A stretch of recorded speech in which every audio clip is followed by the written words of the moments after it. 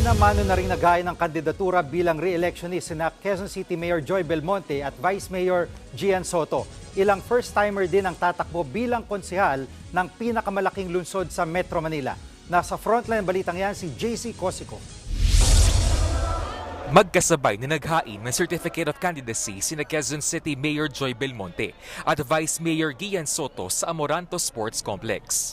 Tatakbo ulit sila para sa kanilang ikatlo at huling termino sa ilalim ng Serbisyo sa Bayan Party. Si Mayor Joy, sinamahan pa ng kanyang amang si dating House Speaker Sonny Belmonte. Sa ngayon, wala pang matunog na makakalaban si Belmonte sa pagkaalkalde sa Quezon City. If I will run uncontested, I will be very, very happy. And this is to the grace and glory of God. Ang running mate naman niyang si Gian Soto, sinamahan ng asawa niyang si Joy at amang si dating Senate President Tito Soto. Target daw ng tambalang Belmonte Soto na ituloy ang kanilang mga programa para sa kalusugan, social services, kalikasan at pabahay, pati na pagiging business-friendly ng QC. Our mission with Mayor Joy in Quezon City is not yet done, and so we have to continue fighting for good governance. That's why we decided to continue our mission.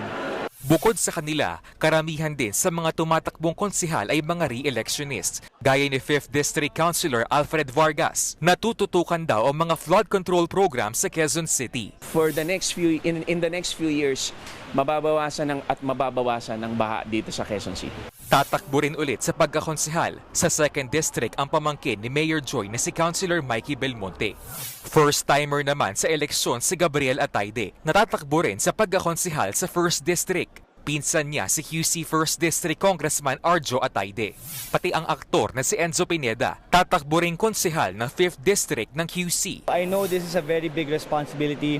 This is different from showbiz, but I know the responsibility.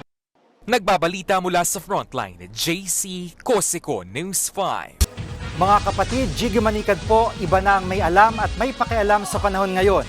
Para sa konkreto, kumpleto at komprehensibong balitaan sa Frontline, mag-follow at mag-subscribe sa social media pages ng News 5.